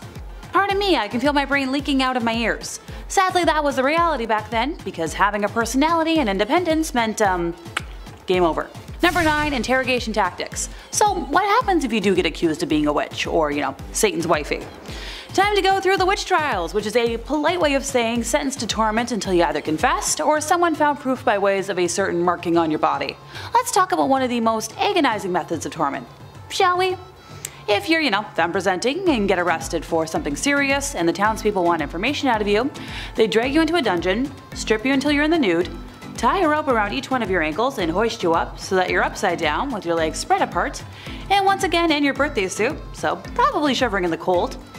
Now here comes the most horrifying part of the whole thing. You know those saws that folks use to cut down trees? Specifically the really big ones that tend to take 2 folks to use? So one of those would be used to slice you in half from the rear to the head. Easily one of the most painful ways that you could go in my opinion. The wild thing about the saw is that it wasn't originally made for trees and then used on people. It's actually the other way around. Pardon me, I'll be shuddering for the rest of today. Number 8, that time of the month. Ant Flow, the Red Sea, Shark Week, heck the event has so many monikers, but those who experience it can agree that it's a pretty miserable period of time. Back in the day, folks didn't have the same kinds of resources that we have in today's age, so a lot of people really had to get creative. They would use rags or other linens to fashion, a pad, but underwear wasn't all that popular yet, so they had to find a way to keep things in, place. Some folks would fashion a makeshift medieval tampon of sorts where they would wrap cotton fabric around a twig, which sounds super uncomfortable if you ask me. Other folks would seek out bog moss because it was remarkably absorbent, and funny enough the name BLOOD moss became synonymous with it because of its use of treating wounds and in period products. If you didn't have access to those things, some folks would simply resort to wearing red the whole time so everything just sort of blended in. I love the lazy approach. Makes sense to me. Number 7, a ban on stripes. Might as well touch a little more on some Dark Age fashion rules. We've all met somebody in our lives who's way too concerned with what other people are wearing, but back in the Dark Ages, you actually risk the possibility of coming across some very real fashion police who are actually able to issue a fine should your fashion choices not be of the local dress code. I'm in trouble. Sometimes it wasn't even just a fine, some serious fashion faux pas could actually lead to your imprisonment or even your death. Stripes were definitely a main culprit in these times, since striped clothing was seen as a garment of the devil. Okay, I'm good. If you need evidence, because I know that sounds wild. Specifically in 1310 in a French town, there was a local cobbler who was put to death because they'd been caught in striped clothing. Not only were members of the clergy not exempt from this rule, since they were pretty highly ranked at the time, but neither were animals. Poor zebras. They were referred to as the beasts of the devil. I'm so glad that's something that's faded with time. Number 6, quickie wedding. I'm sure we all know at least one couple that got married way too quickly in our opinion, but thankfully in today's modern age, it's relatively painless to end that, if things go bad. Heck, drive-through wedding chapels are a thing nowadays and have been for quite some time. Well, so marriage in the Dark Ages was quick and easy, but also kind of difficult to prove. If you and your loved one really wanted to get married, all you had to do was say, "We're married," and then, it's legal. Of course, this led to a whole pile of spur-of-the-moment type marriages, especially considering how schmex before marriage was widely condemned at the time. While I'm sure many people who are divorced would have preferred if their marriages were this easy, this led to people of course taking advantage of this difficult to prove thing. Women in particular were at risk of getting hitched to a man who might want to take you as his wife for the night, but then the following day after getting what he wants, he'd deny ever agreeing to the union y'all had. This is why many women tried to get at least one witness to the union, just in case. Nowadays I believe at least 2 witnesses are needed for the marriage certificate, but feel free to correct me if I'm wrong. Number 5, an uncommon plague. I know, no one wants to hear about a plague ever again after recent history, but I promise, this one isn't your typical version. The dancing plague of 1518, or dance epidemic of 1518, was a case of dancing mania that occurred in what is now known as France, from July of 1518 to September. The outbreak began when a woman by the name of Fro Trophea began to dance fervently in the street for a week straight. Oh, my poor ankles. Soon, 3 dozen others joined in on the dancing chaos, with the plague claiming 400 victims by August. By early September, the outbreak began to subside as the dancers were sent to a mountain shrine to pray for absolution. Guess we found where fellows took inspiration. It's unsure just how many, but a small number of victims actually did pass from this epidemic, which is wild. Historical documents, including physician notes, cathedral sermons, local and regional chronicles, and even notes issued by the city council are clear that the victims danced, but nobody knows why. There are many theories behind the phenomenon, the most popular being stress-induced mass hysteria. Other theories include ergot and religious explanations. It'd be interesting to see if this ever pops up again in modern times with how stress levels are these days. Hey look, sometimes a girl just wants a flash dance moment without judgment, okay? Number 4, divorce by combat. Yeah, so people could get divorced, but it was a heck of a process. Divorce by combat appears to have been a form of trial by combat, which was when accusations were dealt with between 2 parties where there were no witnesses or a confession, and whoever won the duel was deemed to be right. The rules for divorce by combat as we know it come from Hans Stauffer's Fruchtbucht. I apologize if I got that wrong, which was written in 1467 and are as follows. The man would be placed in a waist-height 1 meter deep hole with one hand tied behind his back, while the woman was allowed to move freely. Both parties wore practical clothes, which is described as a one-piece bodysuit with stirrup legs. The woman was armed with 3 rocks, each wrapped in a length of cloth to form a kind of swinging club. The man was given 3 normal clubs that matched the length of the woman's cloth to ensure that, their ranges were equal. The man was not allowed to leave his hole though. To further limit him, if he touched the edge of his hole with either his hand or arm, he had to surrender one of his clubs. If the woman attacked him while he was surrendering his club, she in turn forfeited one of her rocks. Yes, the rules place the man at a clear disadvantage, but it's important to remember that it's unlikely that the woman had any kind of combat training. Furthermore, in any kind of physical contest, it is likely the male would have had an advantage in size and strength at the time. So the handicaps placed on the man were to try and make the fight as fair as possible. Which, it's pretty impressive for the time period. The conditions for victory though are unclear. Some historians believe that it was unlikely that the fights were to the death. Instead, it was probably down to whoever was judging this thing to decide when one of the fighters had been incapacitated. Since both parties were hitting each other with big blunt objects, it seems likely that many trials ended with one party being knocked unconscious. Thankfully, divorces are a lot less lethal today. Mostly. Number 3, toothworms. So dentists weren't common in the Dark Ages, but barbers were, and wound up being a one-stop shop for quite a few different services. This guy did it all. Cavity, toothaches, teethworms, you name it, or in a lot of cases, pull it. Barbers were responsible for cutting hair, pulling teeth, red fluid letting, your classic 3-in-1 appointment. So much more efficient than the silly 2-in-1 shampoo and conditioner combos we have today. This was like the peak of efficiency. Instead of brushing your teeth with tooth tunes, back then you'd rub your teeth and gums with a rough linen. A few recipes have been discovered for pastes and powders to freshen breath, otherwise you were looking at less and less teeth as time went on. As a society, we've gone from powdered charcoal to charcoal toothpaste, which is kinda neat. As time went on, mouthwashes were made from herbs and spices steeped in wine or vinegar and guaranteed fresh breath, but I'll stick with my Crest mouthwash. Thanks! Number 2, no pleasure during procreation. Now, some of you watching might know all about the hanky-panky, and some of you might not. But regardless, you probably know that people do it for fun more than they tend to do it to create a descendant. That's why we as a society have invented things like condoms. Because trying for a spawn is only fun when you really want to. And you shouldn't have to worry about, knocking boots and accidentally creating life. But back in the Dark Ages there was a law that you were not allowed to get down and dirty unless it was for the purpose of, have an offspring. And you weren't allowed to experience any kind of pleasure when you were doing it, even if it was for the purpose of creating new life. It's like telling somebody to eat food but you're not allowed to taste anything or enjoy your food. I believe it was one of those rules that people claimed came from God and used for their own uppity bias. There's plenty of those still in place today that I'm constantly rolling my eyes at, but this isn't the time or place for my venting. Thankfully nowadays most folks understand that coitus can be for pleasure and fun and not just spawning new lives. Have fun safely, folks. Number 1, no cheating. So if you were a man back in the Dark Ages and you got caught having an affair, you'd have to pay a fine, so big whoop. But if you were a woman, like everything else on our list, it was so much worse. Back in the Dark Ages, women were punished with a situation worse than death in, well, my opinion. Frederick II used to punish adulterers by using rhinotomy, which is the removal of one's, nose. The whole point of this was to make the victim unattractive, but from a needing to breathe point, it would also shorten one's already short lifespan. Another fun body part removal option was losing an ear, and honestly I can't figure out which would be worse, so let me know what you think in the comments.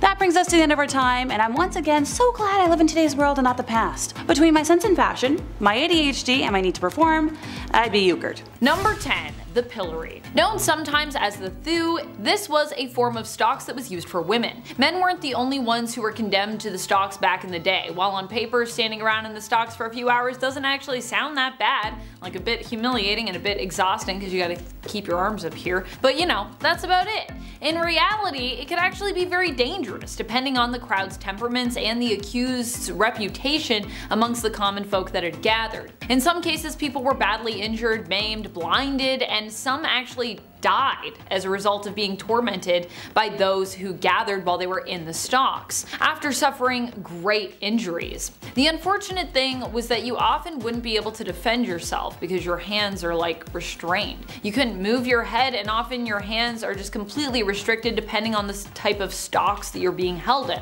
At least with the thew version, your hands were not restricted because you were kinda in a collar on a chain, but women also were put in the pillory too, where your hands are restricted, preventing you from defending yourself at all from assailants unless you were being defended by I don't know, guards perhaps.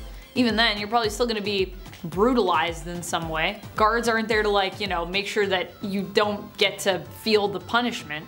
And friends, before we move on to our next spot on this list, if you love what we do here at Bumblebee and you love when we tell you about some honestly very shocking things that happen in history, be sure to click that subscribe button for even more historical and horrific content. Number 9. Drunkard's cloak. While more popular in the 17th and 18th century, there is still documentation of the drunkard's cloak being used into the mid-19th century. It was a punishment given to both men and women, usually those who had a bit too much to drink. However, the punishment was also administered to women who were considered to be promiscuous, like so many of the things that are on this list. If you were sentenced to the drunkard's cloak, you'd basically be made to walk around town in an upside down, heavy and cumbersome barrel with holes cut out for your head and your hands. Honestly, this is one of the least awful ones on the list. At least you're just in a barrel. It doesn't sound like it would be fun, but it doesn't sound like it would be the worst. I feel like I could walk around for a few hours with a barrel on and I'd be alright. Number 8. Shrew's fiddle. I have a question. Why are there so many devices that were created in the Middle Ages hundreds of years ago that were still used up until the early 1800s and beyond? That seems insane to me. The shrew's fiddle is one of those instruments, but despite being named after a musical instrument, it is instead an instrument of torment. It was used to punish women who were deemed too shrewish, and in some places in the world it wasn't just used on women. The woman in question would be forced to put her neck through a large hole, with her wrists being held in the smaller holes, so her hands were basically up in front of her but were immobilized. Number 7. Scold's bridle. Despite the fact that this device can be traced back to the 1500s, there are also records of it being used as late as the early 1800s into the 19th century, which is honestly crazy to me. I can't even imagine someone trying to silence me with this device today. Goodness, horrific and humiliating. The scold's bridle was used to silence women who were being too loud, either speaking their mind too much, being caught gossiping, or just literally, being too loud. Pretty wild when you think the same society that decided this was a good punishment is also kind of the same society that encouraged women to gossip by pitting them against one another and also, silencing them, so that probably many women felt the only way they might be able to safely speak their minds about something was to, whisper behind someone's back for fear of them hearing and what would happen then. But then of course, if you do get heard, this is what you get, because people are like, we don't want you to whisper, we just want you to shut up. Seems like a weird cycle though to me. It's like we created the problem and then we just basically punished people for the problem we created. This scold's bridle was a mask that women were forced to wear. Oftentimes it was made to look demonic or ugly in terms of the features on the mask, and it had a painful restricting metal gag inside that would literally hold down the wearer's tongue so they couldn't physically speak. Which sounds terrible. Also then if you try to speak, it could hurt your tongue. Not not good. Number 6, left to cook. Well, sitting by the fireplace is usually seen as being a pleasant way to pass the time, relaxing and soothing. In fact, I was just listening to some fireplace sounds while I was writing today. It becomes a lot less nice and tranquil if you are literally chained to the spot. While the scold's bridle is admittedly awful, it could actually get worse for women confined by the mask. In addition to that punishment, sometimes they would also be chained to the fireplace, probably by their parents or guardian or their husband, whoever basically would have owned them at that time, until such a time as it was deemed they had learned their lesson. I like to sit by the fireplace, but I like to do it by choice. Number 5, walk of shame. Remember in Game of Thrones when Cersei Lannister was made to do like the walk of shame? Yeah, that is a real thing that happened to women in history. The scold's bridle was also sometimes made to be worn by women who were then paraded through the town and in said mask just to humiliate them further. And there's a few different things people would parade people in town with, but the mask is one of them. As if just being forced to wear that mask wasn't awful enough. I don't think you need to parade someone around or chain them to a fireplace. I think you can just like leave it at the mask, to be honest. Your point would be made. In fact, I don't even think you need the mask at all. Just don't try to make a point to begin with and then we're all good. How about instead we just let women exist and be heard? Just a thought from a woman who's living in 2023, ye old past. Talking to you, past, back there. Yikes. Number 4, hand clamps. Honestly, this sounds like one of the most horrific and worst things I've heard of. And it might not sound bad to people, but I don't know. I just imagined what this would be like and I was like, that's horrifying. This method of torment was popular during the feudal period of China. It was used all the way up till the 19th century. What did it involve? Forcing women to put their hands into a tool that would then squeeze the tip of their finger. Doesn't sound that bad when you're thinking of it on like the surface level, and in terms of like the surface area of your finger. But this pain was actually so bad because of the pressure that it would cause many to just pass out. But once you passed out, they would just splash some cold water on you and force you to stay awake so you could experience every single second of pain awake. It wasn't reserved for just the hands or fingers either. There were also tools like this used to apply pressure to the feet and the head even of suspected offenders. Yeah, this method of course wasn't even saved for people who were convicted of adultery, which honestly I don't even think you should torment people physically like this anyways, or mentally. Even if they're guilty of it, like, let's just be adults and move on. It was used on both guilty and innocent folks. I am sure, I am 100% positive. All you had to do was be suspected of adultery for this brutal form of punishment to be administered. So you don't even need any, I mean, back then I don't even think people had proof. They were just like, I have a feeling, so do something terrible to this woman. Number 3, ducking stool. Despite being more well known for its use during witch trials, the ducking stool was also something that was used to torment women in the 19th century as well. In fact, documentation of its use exists from as late as 1896. That seems pretty late to me. That's wild. Although I obviously wasn't alive at that time and it was over 100 years ago now, it does not feel that long ago relative to our history and time spent on this earth. Oh boy. A ducking stool was basically a chair, a variation of another stool type used to humiliate people. However, in the case of the ducking stool, you were more than humiliated, you could actually die. Women would be tied to the ducking stool, basically a chair, and then lowered into the water.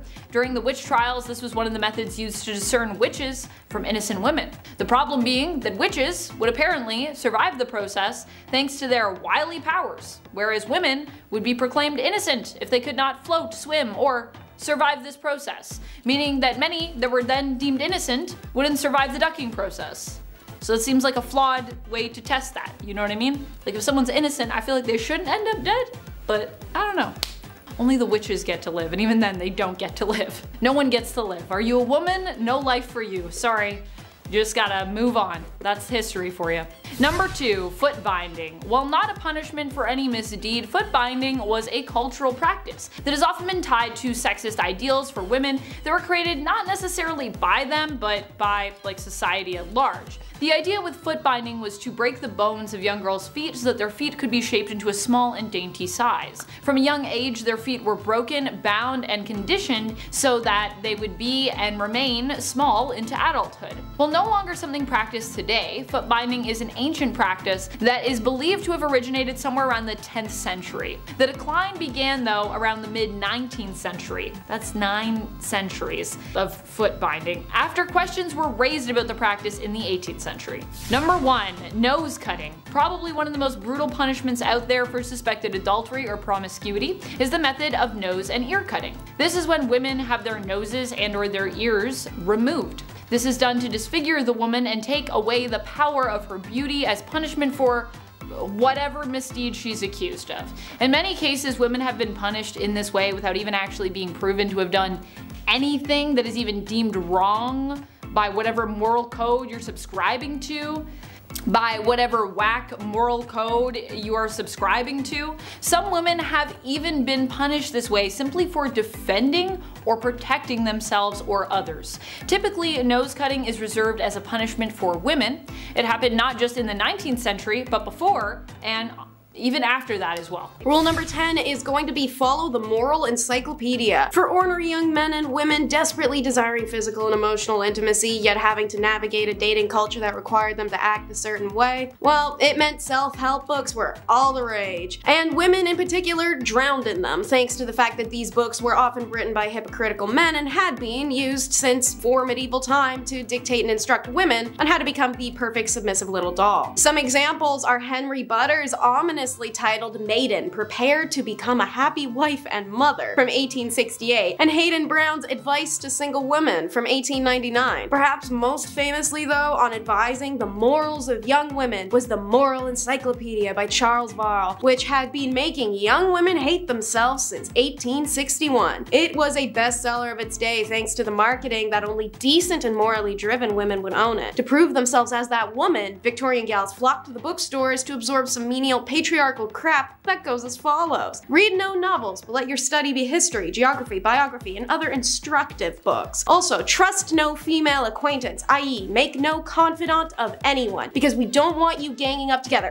I mean, possibly breaking your feeble tongues, having a conversation. Oh, and if you get a pimple, expect nobody to ever love you again. To quote, remember that whereas the character of a young lady is considered angelic, and blemish in it would withdraw the respect men have for you. Rule number 9 is to follow a handbook of etiquette for ladies. Following on a similar sales tactic of gaslighting, only perfect and honorable women know all the rules of etiquette. Oh, you don't? Oh, well, that's such a shame. Now you lose all your honor. You know, though, I can help you out. It's pretty convenient that right here behind me, I have this book I wrote and it has all the rules. I mean, I can give it to you so you can restore your honor if you give me like $30, I don't know. So, what's in this immensely popular bestseller from the 1860s that bullies women? Well, I'm so glad you asked. First up, keep that bling to a minimum, mamas, as you should never wear mosaic gold or paste diamonds. They are representative of a mean ambition to appear what you are not, and most likely what you ought not to wish to be. You got a problem with that? Well, sucks. Pipe down, because it's better to say too little than too much in company. Let your conversation be consistent with your gender and age. Don't forget to never talk about yourself either, as such discussions cannot be interesting to others, and the probability is that the most patient listener is laying the foundation for some tale to make you appear ridiculous. If you do open your mouth and your choice is to be a dirty joke, girl, BFF, because a double entendre is detestable in a woman, especially when perpetrated in the presence of men. No man of taste can respect any woman who's guilty of it. Oh, my personal favorite. Did you break something while a guest in someone else's house? Nah. As a lady, you can't do that. It's not possible. Pretend like nothing ever happened. Don't own up to it and gaslight your host. If at another's house, should you break anything, do not appear to notice it. Your hostess, if a lady, would take no notice of the calamity, nor say, as is sometimes done by ill-bred persons, oh, it is of no consequence. Rule number 8 is having a dress for all occasions. Should you not? Well, that's not proper etiquette. As a middle or upper middle class Victorian woman, your job was to spend your day like a Bratz doll, changing every few hours. This is because of the strict etiquette of the time, which dictated that certain dresses were for certain activities, which meant you had to plan your errands around your outfit changes that made it possible for you to run your errands. Isn't that fun? Women would start with the morning time dress, which was relatively comfortable by Victorian standards. However, for us, it would still feel like wearing an iron reinforced tube sock on our entire body. It was simpler in appearance and designed for only the home. Want to take a stroll in the park? Out of the morning dress and into the walking dress. The skirts are shorter by several inches and didn't have a train, so they weren't dragging a leaf pile behind them as they went. The materials were usually rich in color and pattern to be admired amongst the greenery. When women returned home from their daily walk, they would change inclusion in dress number 3, or the afternoon dress for receiving visitors or visiting others. The skirts had a longer train and the neckline was usually a little lower. After some visiting time, dress number 4 gets whipped out for dinner, and it was the most formal of all casual dresses. Usually silks, satins, velvets, exactly the type of precious material you want to spill food on. Ball gowns weren't for regular wear, but they were required for fancy occasions, so you had to own them too. Rule number 7 is to mourn properly. Another dress all women owned was an all-black mourning dress. They kept these bad boys on lock for whenever someone died, which was arguably something to look forward to in the Victorian era. Thanks to Victoria being the most extraordinary and dramatic woman of all time when her husband Prince Albert died in 1861, and she spent a bajillion years dressing like a vampire and wearing black mantillas, it set this bizarre fashion and mourning standard that metamorphosized into literal rules. If one was to ignore these rules, it was seen as incredibly offensive to the deceased. Self-help books dedicated to making men and women better at exerting dramatic woe were pretty common to see on bookstore shelves. So, a mourning rule for women was, should her husband die, the widow was expected to mourn for no less than 2 years, while mourning for parents and offspring only lasted a year. Relatives such as grandparents and siblings would only get 6 months. They dole it out like family inheritance. Is a little weird. Queen Victoria had favored black crepe, and it became one of the only fabrics that was permissible for mourning clothing. Luxurious silks and satins weren't permissible, only itchy and abrasive materials that chafed the sadness right into you. Women would often wear merino or cashmere instead. No jewelry or ornamentation was permitted unless it served a functional purpose like a button or a clasp, or unless it was a bunch of the deceased's hair and teeth braided in a pattern together in the jewelry. Don't forget your big black hat and grandma's doily tablecloth you dyed black to throw over your face and body. Enjoy looking like a corpse for 2 years. Rule number 6 is to glove up. We love to joke about the whole, oh no, if you show your ankle, you're a Victorian W word. But weirdly, hands were actually way more of an issue. The ankle thing was just because men were still trying to look up women's skirts, even when they were so long the ends of them entered a room 15 minutes after the wearer did. Fingers were actually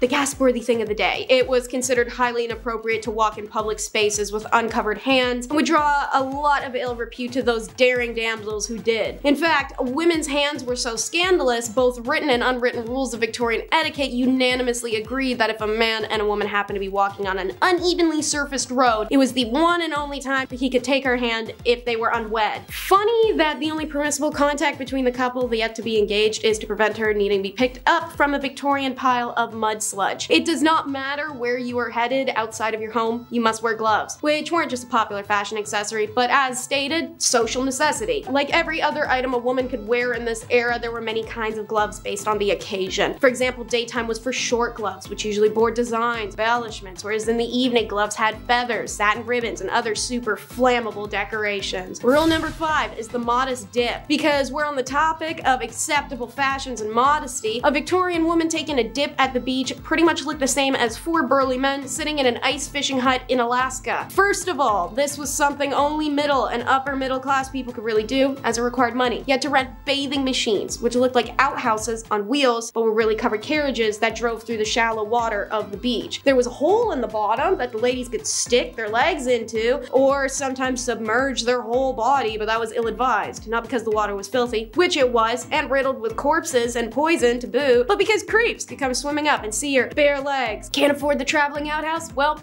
no beach for you. Rule number 4 is wife sales, a real legal way to obtain a divorce in stuffy Christianized England. Divorce was unpopular, detested, and openly deterred in those days. Seeing as you were discouraged from intercourse with your partner, married them when you barely knew them, and could barely spend time alone with one another, it was a pretty popular request. You would have to sit listening to the clock tick and his nose being clogged but him not blowing it for the 444th night in a row while you disassociate staring into a fireplace. What the hell did people expect? Of course you want out. You don't even know his middle name. Attaining a divorce in the early 1900s was an expensive undertaking, however. So those who couldn't afford the legal fees sometimes sold their wives to the highest bidder. It was often done with the full consent of the wife, who was usually bought by her family, a new lover, or a female friend. It was an amicable way to say, this was a mistake, get out of my house, good luck and prosper. Rule number 3 is no flirting. As stated, you were really not supposed to flirt, and flirting to the Victorians included eye contact, talking to one another, looking at another person, breathing their air, knowing their name. Maybe the last one is dramatic, but you get my point. You wanted someone, you had to wait until you met them 4 or 5 times, then you could look at them, run into them a couple more times, then maybe request a dance at a ball, and you get one of those a couple times, then maybe you get a sit-down chaperone visit, maybe a walk in the park, and a couple more ball dances. Then you can propose. But even then, a Victorian maiden could not be trusted alone with her fiancé lest her dainty, fluttering hand rest on the arm of her intended and cause an outburst that would inflame the fiancé's uncontrollable base lusts. Even after progressing through several stages of acceptable dating, aka the ball dancing, talking, walking together at a distance, if a man was invited to the woman's home, their acquaintanceship would still have to be under the watchful eye of a chaperone. Single women were never to indulge in behavior with a man that might lead to being kissed or handled in any way. This included strict inspection rules, because I kid you not, men were encouraged to inspect a woman back then. Like many of the stipulations that accompany shipping procedures. How romantic. If a man wanted to admire a necklace, the woman would have to remove it, hand it over for inspection. Under no circumstances was the item to be inspected while she wore it. Now I know where that flirting tactic came from, because guys, y'all love that whole jewelry admiring flirt, and it isn't subtle. And of course, during the chance encounters in one's club or in the park, staring boldly at someone you knew without acknowledging him or her,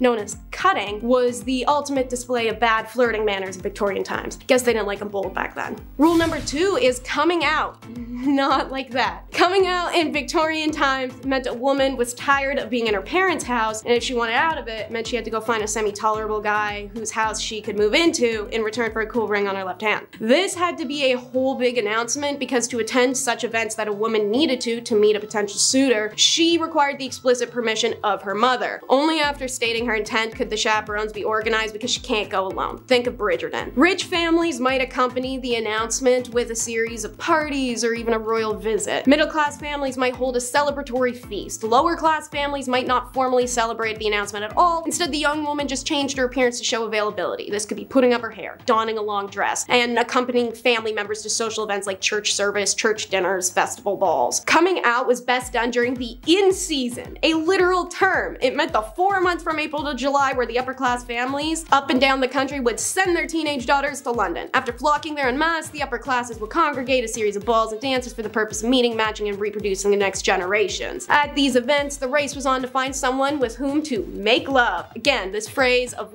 whose meaning has changed considerably over time. Making love in the Victorian age meant seeking out someone who might one day come to love you. This was done by eligible bachelors going up to girls' chaperones, giving them a little card, requesting a dance with her. Her dance cards would be stacked in cue order in which the men got their dances, and they were only allowed 3 per woman. End of the night rolls around, and our maiden will choose if she liked a suitor and have her chaperone return the card to indicate, oh yeah buddy, it's on. Rule number 1 is how to travel, aka how not to have fun. Here's your duties when you're traveling as a Victorian lady. Listen up, take notes. Dress appropriately. This is usually a dress similar to the morning gown, lighter and easier to move around in, but most importantly plain and understated with few details. They would accessorize with dark leather gloves, a straw bonnet, and of course a travel corset, which was apparently said to be much less restrictive. Pick your seat carefully. It was customary for a woman traveling alone to choose a seat either next to another woman or an elderly gentleman. Women traveling alone were seen as prime targets for pickpocketers and thieves. It was usually only done to poor women without chaperone options, but all women, rich or poor, were instructed to keep only a small amount of customary spending cash on their person and give the bulk of their dough to their driver or escort to keep safe. Speak when spoken to, as only men were allowed to spark conversation with a lady, never the opposite way around. Women were expected to respond politely and accept invitations to the refreshment saloon, even if they didn't want to go. That's because of the next rule. Never ever be rude while traveling, especially alone. It was imperative a woman act with the utmost class, even if being accosted by a persistent male passenger. But make sure you don't pester him. If a woman is traveling with a male companion, it's not appropriate to ask him such questions as, when do we get there? How far is it? You know you're making the wrong turn. Yes, you are. I know you are. I've been this way before. Look, that was the wrong way. How much time do you think that wrong turn added? Do you want to stop and grab something too? Yeah, no, strictly forbidden. Can't do that crap. But don't forget, you're also a babysitter to the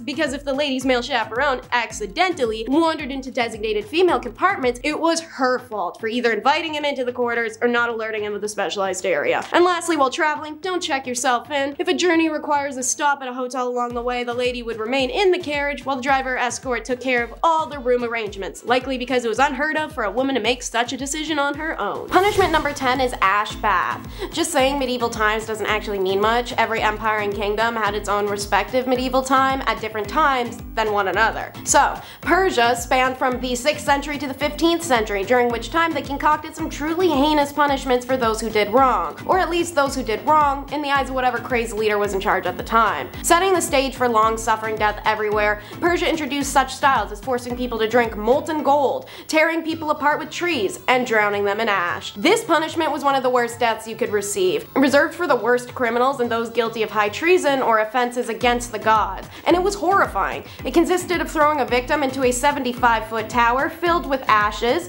You'd break a couple of bones, but it was a soft landing. From outside the tower, large hand cranks were spun by a team of men, sending the ashes flying and disrupting the solid pile so that the victim was pushed deeper and deeper down the tower, suffocating on burnt ash until they drowned in it. If you've dipped your toes in the Bible, you may know there's quite a few people that got this sentence in there, such as a corrupt Jewish priest whose family isn't allowed to bury his remains with a bunch of sassy snaps added. However, the concubines caught planning coups against their leader on several occasions met this fate too. Punishment number 9 is the evil field. So medieval Rome is characterized by the break with Constantinople and the formation of the Papal State, with technically ongoing until its collapse, which marks the beginning of Europe's medieval period. On the topic of being buried while still breathing, the Romans also enjoyed dumping people into holes alive in their medieval times. One famous example is the Vestal Virgins, the priestesses of the hearth goddess Vesta who were sworn to chastity. However, should they break that chastity vow, they had a special acre of grass dedicated just to burying them alive. Like most deaths, Romans like to make a big show of it, and the Vestal breaking her virginity vow would naturally be the Sunday matinee. They had an entire little ritual. She'd be carried on a litter throughout the city in the nude until they reached the Campus Secularis, aka the evil field. There, an underground chamber awaited in which she'd be lowered into and sealed inside alive. There was only one ever known instance in Roman history where a Vestal Virgin wasn't slain for breaking her vows. That would be Julia Aquilia Severa, the wife, then ex-wife, then wife again, of Emperor Elagabalus. It's believed that Julia remained with him until they were killed in the year 222, but who's to say they put Julia in the ground after. Punishment number 8 is the finger cinch. China's medieval period was between the fall of the Han Dynasty in 220 CE and the fall of the Mongol Dynasty in 1368 CE. Famous in the Chinese feudal dynasty, this form of punishment was specifically made for the woman who did not obey her master's command. Master can be taken literally, should it be a concubine or a servant, but also figuratively like her parents or husband. The offenders have to put their fingers inside a specialized tool which look like interlocking combs. The device would then squeeze the fingertips, causing immense pain and loss of circulation. If the victim faints, ice water would be thrown on her as a wake-up call. The punishment would continue until the victim was deprived of all their strength. The device was prepared in every shape and size to crush the fingers of any female, so she may ultimately surrender to male prejudice. Punishment number 7 is the four witnesses. The Ottoman Empire was born very shortly, around 100 years at most, before the European medieval period started. As stated, it began when Rome broke from Constantinople, and thus it finished alongside the other European nations in the 16th century. How they punish adultery is akin to many cultures. Man cheats, no punishment. Woman cheats, world must be ending. The Ottoman criminal code did not distinguish between fornication and adultery. Zina was the word used for both, and both were unacceptable from a woman of any kind. And when caught in an alleged act of zina, in order to ensure the women were not wrongfully accused, the accusers required to produce 4 witnesses of good standing that actually observed the act of intercourse as it was happening. Imagine that. You walk in on your wife in bed with your best friend. So you have to run yelling into the streets for 4 people to come right now and see them while they're still hurriedly dressing, so you have some chance of getting her punished. However, even if you do manage to pull off 4 witnesses, if the witnesses can't be found at the time of the woman's trial, then the accusing husband will be flogged 80 stripes and ignored. So what I'm hearing is, as a cheating wife,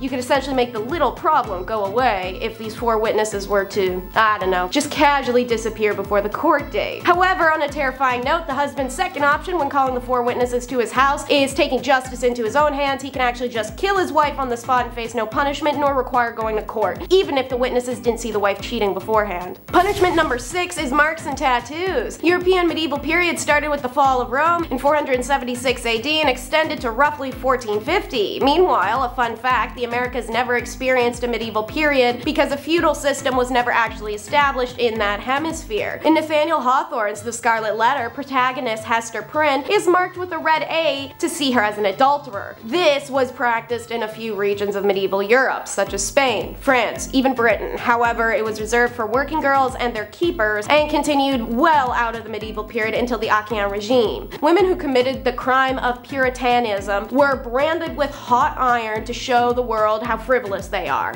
The working girls received a P on the arm, the booty, or the forehead, which I feel is a bit vindictive and personal. Meanwhile, the keepers were branded with an M accompanied by a fleur-de-lis. King Charles IV even made them outlaws, stating that may all girls of joy and public women desolate from our court in said time under pain of whip and mark. After the establishment of the New World, which is out of the medieval period, but as stated, the Americas didn't have one, we see branding laws in colonies more akin to Hawthorne's Scarlet Letter, such as the 1658 Plymouth Law that stated adulterers must mark every garment they own to identify them of their crime. Adulterers seen publicly without their letters were subjected to public whipping and further humiliation. Punishment number 5 is just gross. The medieval and feudal periods of Japan, they hold hands on this one, stretched from 1185 to 1603 CE, and they easily had one of the most disgusting punishments I've heard of for female adultery, suspected or confirmed. It existed from the 12th to the 9th century Japan, however it was more so practiced in remote villages. A wife accused of adultery was punished by a defacing, and this defacing was done by seed. Exactly the type of seed you're thinking, so I'm going to be talking around the subject due to a graphic nature. If a husband suspected that his wife had been unfaithful, he and his friends would take her to a remote area where she'd be restrained, and the men would take turns standing above her and deface her. When the adultery isn't suspected but actually caught and confirmed, the adulteress would be led through the village naked before tied up in the center on her knees. Paper screens would be set up around her so that the men in the village who were urged to participate in this horrific act of public shaming may have privacy while they deface her. The screens only protected the men from indecency. The adulteress would remain exposed for the public to see what was happening to her. Punishment number 4 is working girl. Hard to follow up that last one with anything worse or more gross, but the medieval Japan had an eye for an eye judicial system that balanced crime and punishment. Japan had no gender bias, and crimes done by women were not punished lightly, the way counterparts in Europe or China would have. Equal punishments were imposed for the same crime no matter the gender. So it's a bit strange that arsonists would be burnt at the stake, thieves have their hands cut off, liars lost their tongues and ears, but women committed a petty crime and was sentenced to work time duration as a working girl, which arguably is not even close to payment in kind. Additionally, a woman could have her head shaved as punishment for her crime. In larger empires, this was often the punishment for adultery, which is far better off than the one in the villages. The husband would also be granted an automatic divorce from his now bald and weepy ex-wife. Since punishment was equal, a man got his head shaved too, had to repay dowry, and get publicly shamed, right? No, and his wife wasn't allowed to leave him for it either. Punishment number 3 is scaphism. Back in the medieval Persia, this punishment was death by being eaten alive. It had taken place in a swamp or somewhere where the boats, which would be 2 canoe-like boats or 1 hollowed out tree, could lie exposed to the sun. The victim would be tied inside the space with their head, hands, and feet exposed if possible, at which point the victim is force-fed honey and milk. This is a messy process. It'll splatter and spill everywhere. However, whatever the victim does swallow inevitably becomes diarrhea. The idea was that this would attract every insect, vermin, and wild animal in the area. Very soon afterwards, flies and rats, for instance, would show up and start attacking the victim, eating the mixture of milk and honey, but also eating the person alive in the process. Once the diarrhea kicks in, it attracts other animals, especially the rats, who will begin feasting on you as well and sometimes enter you. Death usually came from septic shock or gangrene because the victim would be force-fed this honey and milk every day until they died, meaning dehydration was no issue. Religious religious fallacy, coup attempts, and adultery were all punished in this horrific manner, and many women suffered this end. Punishment number 2 is wooden horse. This device was used in Europe and Japan in the 14th to 18th centuries, making it predominant in medieval Europe. Initially, the horse was used on women accused of heresy and witchcraft. The Spanish particularly loved this crude device and they invented it.